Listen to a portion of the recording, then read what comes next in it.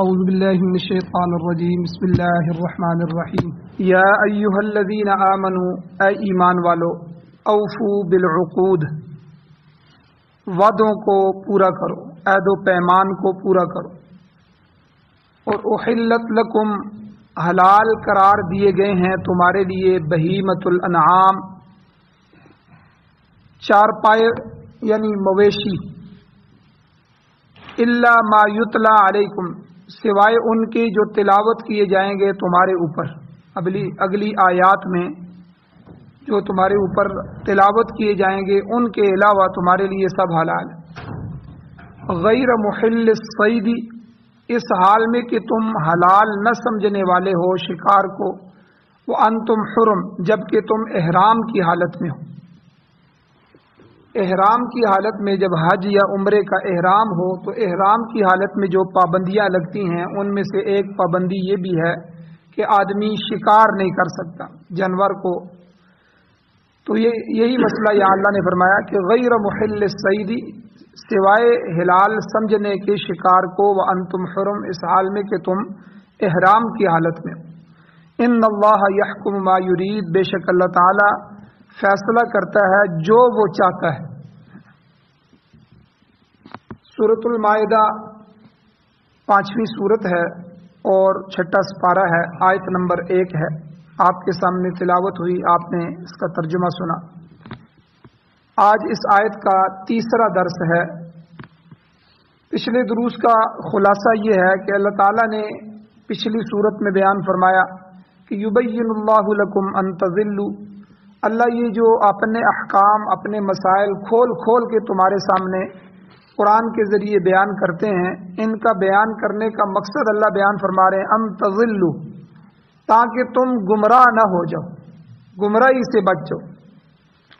کیونکہ انسان کا اللہ تعالیٰ سے کوئی ربط نہیں ہے، کوئی رابطہ نہیں ہے سوائے وحی کے۔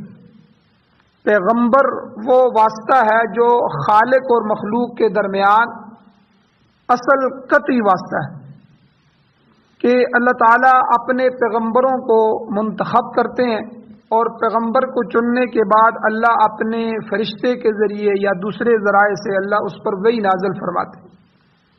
وحی نازل فرما کے پھر مخلوق کو یہ بتاتے ہیں کہ کن چیزوں سے اللہ تمہارے اوپر راضی ہوگا اور کن چیزوں سے ناراض ہوگا۔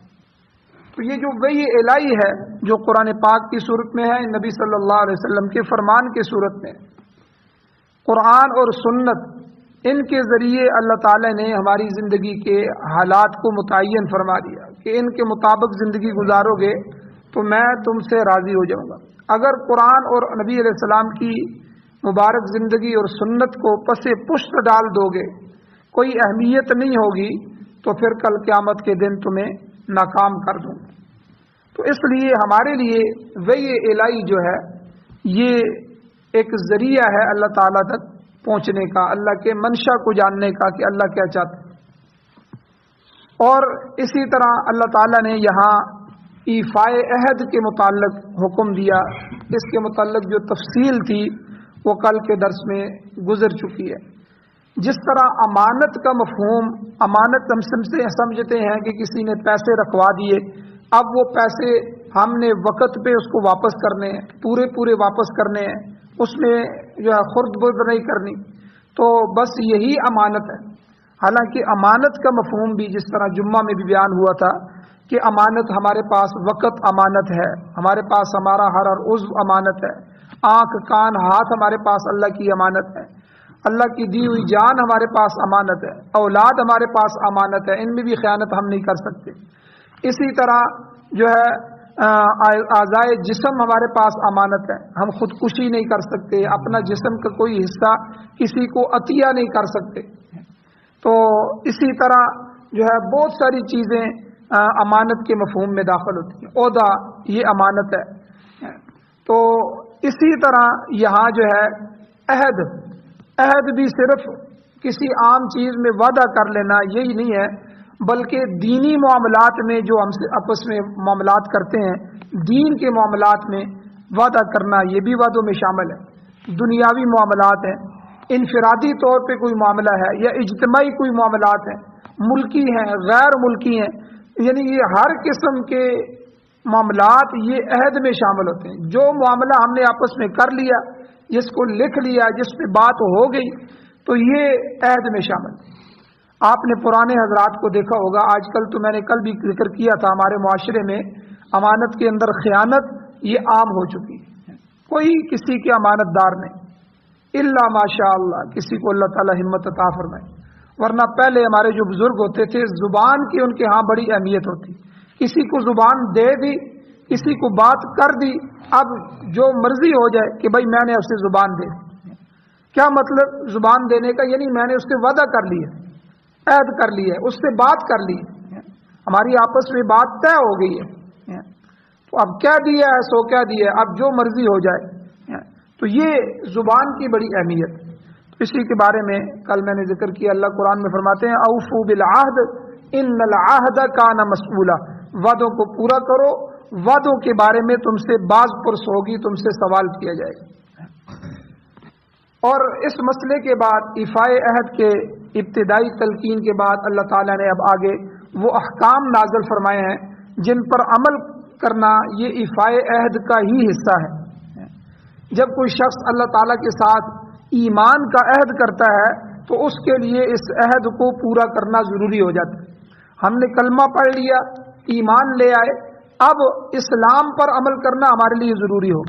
بعض دفعہ لوگ کہتے ہیں جی دیکھو یہ سختی کرتے ہیں، زبردستی جو ہے کرتے ہیں، حالانکہ جو ہے زبردستی نہیں ہونی چاہیے. یاد رکھیں کہ لا اکراہ فی الدین، دین میں جبر نہیں ہے.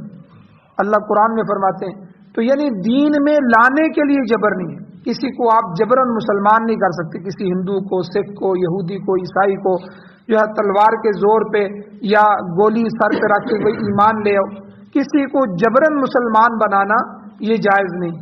ہاں جب وہ مسلمان ہو جائے پھر یہ ساری پابندیاں اس کے لیے ضروری ہو جائیں. اسلام جو لے آئے، اللہ سے وعدہ کر لیا. یہ ہم سب سے پہلا اللہ سے وعدہ ایمان کا کرتے ہیں کہ اللہ تیرے اوپر ایمان لائے، تیرے رسول پر ایمان لائے، تیرے ہر حکم پر ایمان لائے. جب ایمان لے آئے، کلمہ پڑھ لیا، اب اقرار کر لیا، تو یہ گویا کہ ایفائے عہد ہے، ایمان کا عہد ہے. اسی طرح جب مومن ہو گیا تو اس کے لیے حلال اور حرام کی پابندی بھی ضروری ہو جاتی. آپ دیکھیں چائنا ہے، جاپان کے لوگ ہیں، وہ مردار بھی کھا لیتے ہیں، کتے بھی کھا لیتے ہیں، بچھو بھی کھا لیتے ہیں، سانپ بھی کھاتے ہیں. یعنی ان کے لیے حلال حرام کی کوئی تمیز نہیں. یہ شراب نہیں پینا، یہ فلاں نہیں پینا، ٹھیک ہے. ان کے لیے کوئی، کافر کے لیے دنیا میں کوئی پابندی نہیں.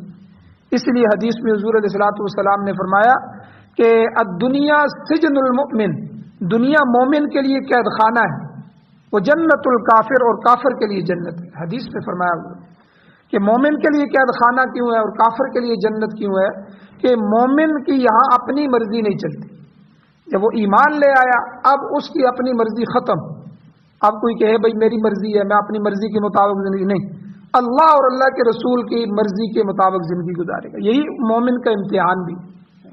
اسی پر اس کے لیے اللہ کی رضا کا سرٹیفکیٹ بھی ہے، اسی پر جنت کا وعدہ ہے کہ وہ اپنی شاطی، اپنی غمی، میرا دل چاہ رہا ہے میں ایسا کروں لیکن اسلام اجازت نہیں دیتا تو بھائی نہیں کرنا. جب اللہ نہیں اجازت دیتے تو نہیں کرنا، جی ہر صورت میں نہیں کرنا. تو یہ زندگی جو گزار کے آئے گا، اللہ ایسی زندگی والے سے خوش ہو جائے گا کہ میرے لیے میرے حکم کو پورا کرتے ہوئے اپنی خواہشات کو چھوڑ رہا ہے، اپنی برادری کے خواہشات کو چھوڑ رہا ہے، اپنوں سے ٹکرا رہا ہے کہ بھئی اللہ کا حکم نہیں ہے اس لیے ہم نے نہیں کرنا. تو اس لیے ایمان والے کے لیے دنیا قید خانہ ہے. اس کو حضور نے فرمایا دنیا سجن المؤمن، مومن کا قید خانہ.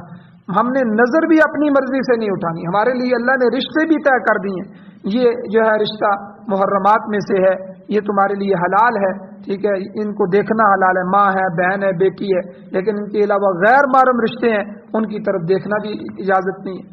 نظر پر بھی پابندی لگا دی، کھانے پینے پر بھی پابندیاں لگا دی، ہمارے چلنے پھرنے پر پابندی لگا دی، غمی شادیوں کو ہمارے لیے متعین کر دیا، ہمارے لیے زراعت، معاملات، تجارت کو ہمارے لیے، معیشت کو ہمارے لیے مقرر کر دیا. یہ سودا جائز ہے، یہ سودا جائز نہیں. اور سود، رشوت اور غبن، جھوٹ، ملاوٹ اور ان چیزوں کو ہمارے لیے حرام قرار دیا گیا. تو اس لیے حلال اور حرام کا امتیاز بھی عہد و پیمان میں آتا ہے، یہ بھی اللہ کے ساتھ وعدے میں آتا ہے۔ اور جہاں دوسری چیزوں میں حلال حرام ہوتا ہے وہاں جانوروں کی حلت اور حرمت بھی اللہ تعالیٰ نے یہاں ان کے احکام نازل فرما کر ان کی پابندی کا بھی ہمیں حکم دیا۔ ارشاد ہوتا ہے، اللہ فرماتے ہیں احلت لکم بہیمۃ الانعام، تمہارے لیے اللہ تعالیٰ نے حلال قرار دیے گئے ہیں تمہارے لیے چرنے والے جانور، جو چرتے ہیں، چوپائے، چار پاؤں والے، چوپائے بھی ان کو کہہ دیتے ہیں، مویشی کہتے ہیں یہ چلنے پھرنے والے۔ بہیمہ اصل میں چرنے والے جانور کو کہتے ہیں جو اپنے منہ سے گھاس پھوس کھاتے ہیں، پتے کھاتے ہیں، تو ان کو بہیمہ کہتے ہیں۔ بہیمۃ الانعام اللہ نے یہاں فرمایا۔ اور انعام وہ جانور ہوتے ہیں جو عام طور پر پالے جاتے ہیں، جن کو گھروں میں رکھا جاتا ہے، بکری، گائے یا بھینس اور اسی طرح اونٹ۔ تو یہ سارے یہ چار قسم کے جانور ہیں، اونٹ، گائے، بھیڑ اور بکری، تو ان کو پالا جاتا ہے، گھر میں رکھا جاتا ہے۔ اور فرمایا ان کو بعض شرائط کے ساتھ ذبح کرو تو ان کا گوشت تمہارے لیے حلال ہوگا، اور جو چیز اللہ نے تمہارے لیے حلال قرار دی ہے اسے کھاؤ اور پیو، اور جو چیز حرام ہے اس سے رک جاؤ۔ یہی ایفائے عہد ہے، یہ بھی اللہ کے ساتھ وعدہ ہے جس کو پورا کرنا ہے۔ امام شعرانی رحمۃ اللہ علیہ فرماتے ہیں کہ ان جانوروں کو بہیمۃ الانعام اللہ نے فرمایا، بہیمہ اس لیے کہتے ہیں کہ ان کی عقل بالکل مبہم ہو جاتی ہے۔ دیکھیں عقل کے حساب سے اللہ تعالیٰ نے ہمیں مکلف فرمایا۔ 3 قسم کی کیٹیگریاں ہیں مخلوقات میں۔ پہلے فرشتے ہیں، فرشتوں کو اللہ تعالیٰ نے عقل ہی عقل دی ہے، شہوات نہیں دی۔ ان کے اندر شہوت ہے ہی نہیں کہ کھانے کی طلب پیدا ہو جائے، بھوک لگ جائے، پیاس لگ جائے کہ بھئی اب پینے کے لیے مل جائے، یا شادی ہم کریں، شہوت ہے کہ اس کو پورا کریں، اولاد بڑھے، ٹھیک ہے، ان کے اندر یہ شہوات نہیں ہے، عقل ہی عقل ہے۔ اس لیے اللہ نے ان کو امتحان میں نہیں ڈالا۔ ان کا امتحان کیا ہے؟ جب عقل کے ساتھ شہوات نہیں ہے تو دوسری کیٹیگری ہے انسان اور جنات۔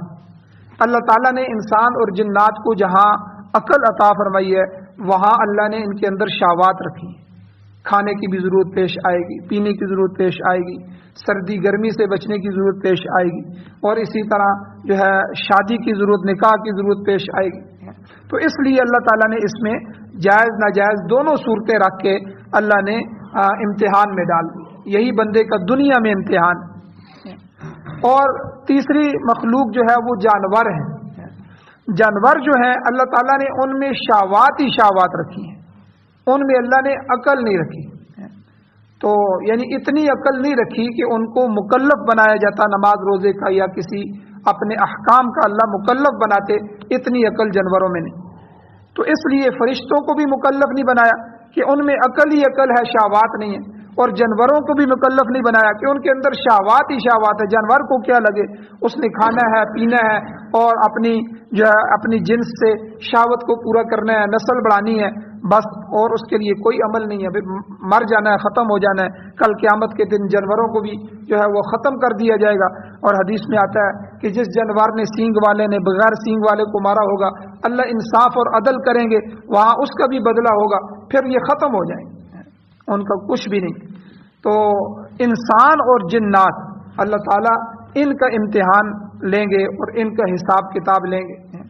تو اس لیے بہیمہ کہتے ہیں کہ جن کی عقل مبہم ہو جائے، امام شعرانی فرماتے ہیں۔ تو انسانوں کے مقابلے میں جو جانور ہوتے ہیں، مویشی، ان کی عقل بالکل معمولی ہوتی ہے، اور پھر ان کا جو تکلم ہوتا ہے، بات کرنا، جو جانور بات کرتے ہیں آپس میں تو وہ سمجھتے ہیں، لیکن ہم ان کا تکلم جو ہے وہ سمجھ نہیں سکتے، انسان کی سمجھ سے بالا تر ہے، باہر ہے، اس لیے انہیں مویشی یا جانور بھی کہتے ہیں۔ تو بعض کہتے ہیں کہ ان جانوروں میں عقل بالکل نہیں ہوتی، لیکن اصل بات یہ ہے کہ ہر ذی روح میں، جن کے اندر بھی اللہ نے روح ڈالی ہے، ان میں اپنے اپنے درجے کی عقل کا کچھ نہ کچھ حصہ پایا جاتا ہے، لیکن وہ عقل اتنی کامل نہیں ہوتی کہ ان کو کسی عمل کا مکلف بنایا جائے۔ اس لیے آپ دیکھیں بچہ جب تک بالغ نہیں ہوتا تو انسان پیدا ہونے کے بعد بالغ ہونے تک بھی اس کو مکلف نہیں بنایا جاتا، اس کو نماز روزے کا پابند نہیں بنایا جاتا۔ جو ہی بالغ ہوگا پھر اس رمضان کے سارے روزے اس بچے پر فرض ہو جائیں گے، اور جو ہی بالغ ہوگا اس دن کی اس وقت کی نماز اس پر فرض ہو جائے گی۔ تو اب بالغ جو ہے وہ 14 سال کا ہوتا ہے یا 15 سال میں ہو جاتا ہے، تو یعنی یہ جس عمر میں بالغ ہوگا، بلوغت کی علامات بچے میں بچی میں الگ الگ ہوتی ہیں، وہ نظر آنا شروع ہو جائیں تو بچے جو ہے وہ بالغ ہو جاتے ہیں۔ تو بالغ ہونے کے بعد وہ اللہ کے حکموں کا مکلف ہو جاتا ہے۔ تو انسان بھی جو ہے جب تک اس کی عقل کامل نہیں ہوتی اس کو بھی مکلف نہیں بنایا۔ اور اسی طرح انسان جب پاگل ہو جاتا ہے یا جنون ہو جاتا ہے یا بے ہوشی اس پہ آ جاتی ہے، لمبی بے ہوشی، تو اس حالت میں بھی اللہ تعالیٰ اس کی جو ہے تکلیف کو ہٹا دیتے ہیں، مکلف ہونے کو ہٹا دیتے ہیں۔ اب وہ جب اس کا ہوش ہی نہیں ہے، عقل ہی نہیں ہے، پاگل کا عقل ہی نہیں ہوتی، یا دیوانہ ہے، مجنون ہے، جنون کے دورے پڑ رہے ہیں، یا وہ جو ہے لمبی بے ہوشگی ہو گئی ہے کئی دن کی، جو ہے کئی نمازوں کے وقت بیچ میں چلے گئے ہیں، تو اس لیے وہ اللہ کے احکام کا بھی مکلف نہیں رہے گا۔ تو ہم مکلف اس لیے ہیں کہ ہمیں اللہ نے عقل کامل عطا فرمائی۔ تو اس لیے ان جانوروں کے علاوہ بعض دوسرے جانور بھی حلال جانوروں کی فہرست میں آتے ہیں۔ یہ جو میں نے 4 جانور ذکر کیے ہیں، تو وہ اس لیے آتے ہیں کہ وہ جانور ان مذکورہ جانوروں کی خصوصیات کے حامل ہوتے ہیں۔ ان میں آپ دیکھیں ہرن ہے اور شتر مرغ وغیرہ ہے، اس طرح کے کئی جانور ہیں جو ہے وہ بھی چارپائے ہیں اور گھاس وغیرہ چرتے ہیں، اور ان کا گوشت بھی انسانی ساخت کے مطابق ہوتا ہے، لہٰذا یہ بھی اسلام کے اندر حلال ہے۔ اسی طرح بعض جانور مویشیوں کی طرح چارپائے ہوتے ہیں، مگر ان میں کسی نہ کسی طرح خرابی پائی جاتی ہے، جس کی وجہ سے اللہ تعالیٰ نے ان کا گوشت انسانوں کے لیے حرام قرار دیا۔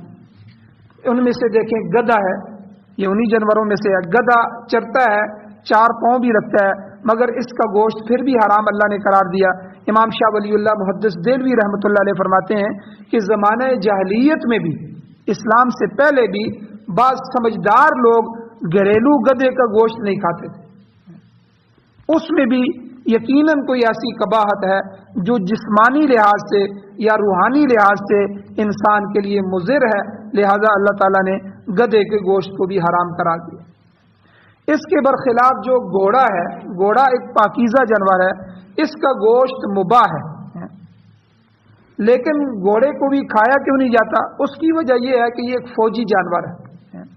تو پہلے زمانے میں تو جنگوں میں اور اس طرح دوسری جگہوں میں گھوڑے کا استعمال بہت زیادہ ہوتا تھا، آج کل بھی بہت زیادہ ہوتا ہے، تو اس لیے یہ ایک فوج میں استعمال ہونے والا، جہاد میں استعمال ہونے والا بطور آلے کے ایک جانور ہے، تو اس کے بغیر چارہ کار نہیں ہے، تو اس لیے اس کے گوشت کو جو ہے وہ کراہت کے ساتھ رکھا گیا ہے، ورنہ اس کا گوشت مباح ہے۔ اور اسی طرح گدھے کی نسل میں سے خچر ہے، خچر کا گوشت بھی جائز نہیں۔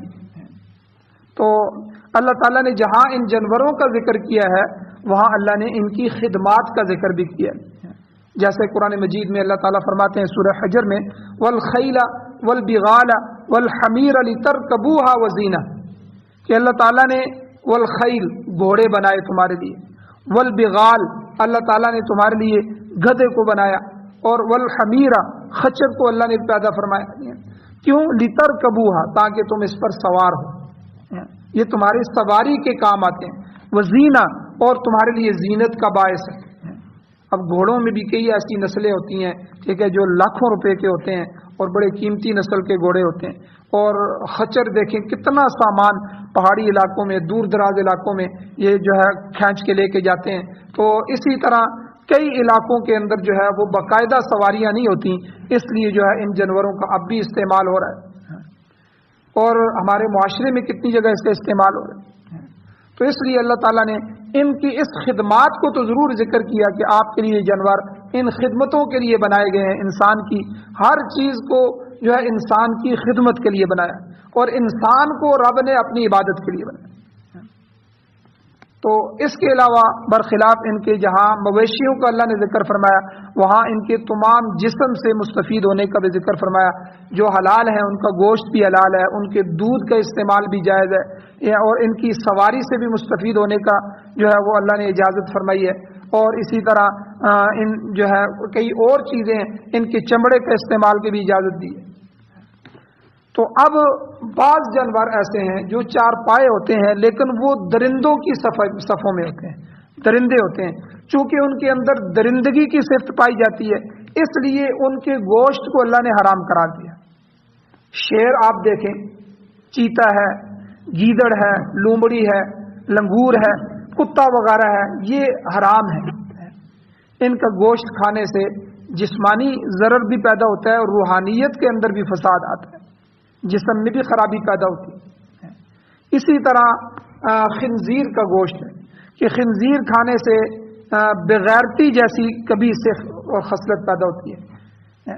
خنزیر جو ہوتا ہے جانوروں میں سے یہ بے غیرت قسم کا جانور ہوتا ہے، تو اس لیے اللہ تعالیٰ نے ایمان والوں کے لیے اسے قطعاً حرام قرار دیا۔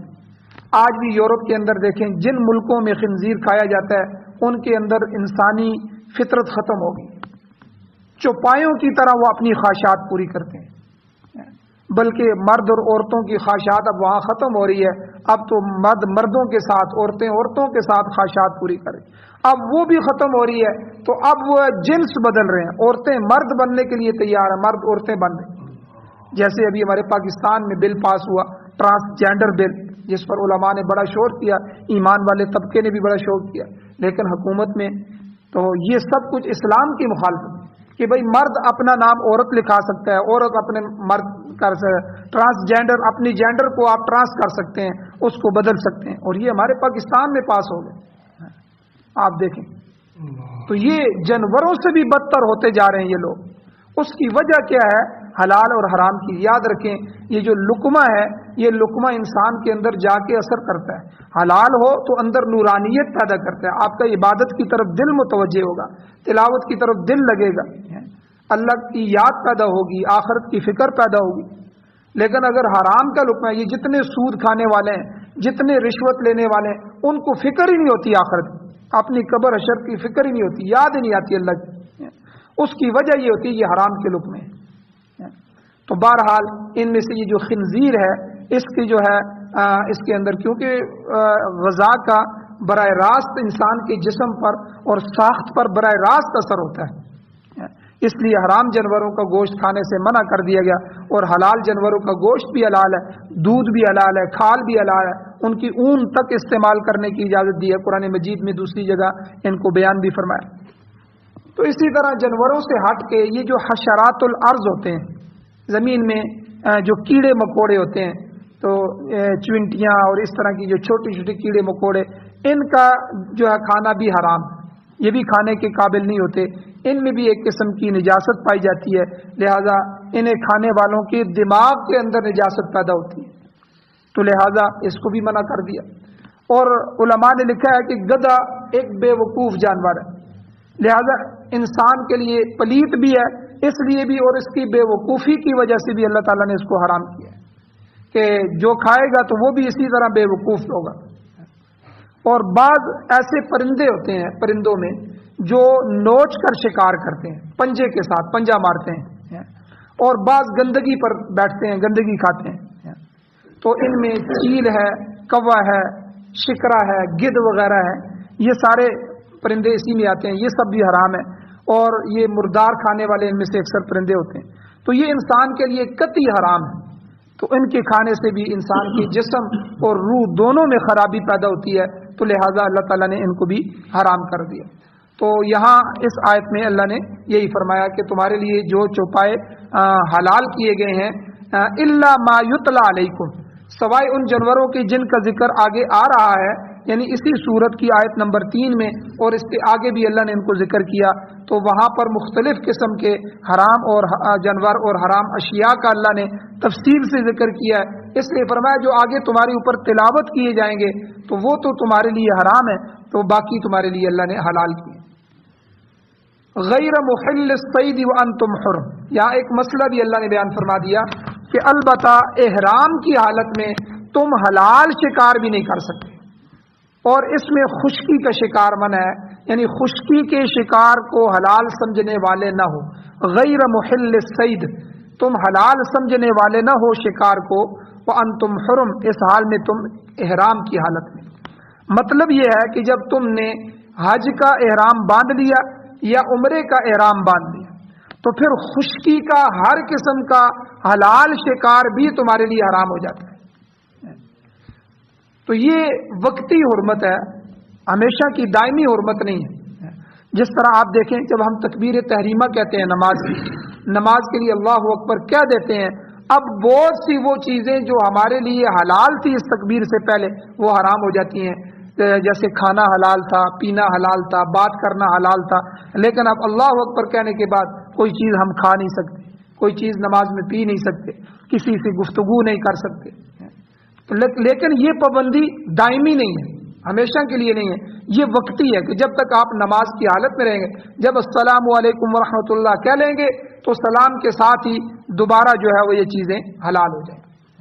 تو یہاں بھی احرام کی حالت میں جو ہے وَأَنْتُمْ حُرُمْ اللہ نے فرمایا کہ اس حال میں کہ تم احرام کی حالت میں ہو، احرام کی حالت میں تمہارے لیے خشکی کا جو شکار ہے، حلال شکار جو ہے وہ تمہارے لیے حرام ہو جاتا ہے. جو ہی کوئی شخص احرام سے باہر آتا ہے تو اس شکار کی پابندی وہ دور ہو جاتی ہے، دوبارہ وہ جائز ہو جاتا ہے. اور احرام کی حالت میں نہ خود شکار کر سکتا ہے، نہ جانور ذبح کر سکتا ہے، نہ کوئی دوسرا شکاری شکار کر رہا ہو تو شکار کے لیے اس کو اشارہ کر سکتا ہے کہ شکار فلاں جگہ چھپا ہوا ہے. البتہ پانی کا جو شکار ہے وہ احرام میں بھی جائز ہے، یعنی کوئی مچھلی پکڑنا چاہے، کوئی اس طرح کا پانی کا شکار وہ جائز ہے، لیکن خشکی کا شکار منع ہے. تو آگے اللہ تعالیٰ نے آخری جملہ جو فرمایا ان اللہ یحکم ما یرید، بے شک اللہ تعالیٰ فیصلہ کرتا ہے جو اللہ چاہتا ہے. اللہ نے احرام کی حالت میں خشکی کے شکار کی ممانعت کر دی اور تری کا شکار اللہ نے حلال قرار دیا ہے، تو یہ اس کا حکم ہے اور اس میں کسی کو چوں چرا کرنے کی گنجائش نہیں، کسی کو کوئی علت تلاش کرنے کی گنجائش نہیں. انسان کا کام محض تعمیل حکم ہے، جو حکم مل گیا بس جی حضور قالوا سمعنا واطعنا، قرآن میں اللہ نے فرمایا اے اللہ ہم نے سن لیا اور ہم نے اطاعت کی. بس یہ صحابہ اکرام کی کیفیات تھی، ایمان والوں کی یہ کیفیت ہوتی ہے، اللہ کا حکم سنا بس اس پر عمل کیا.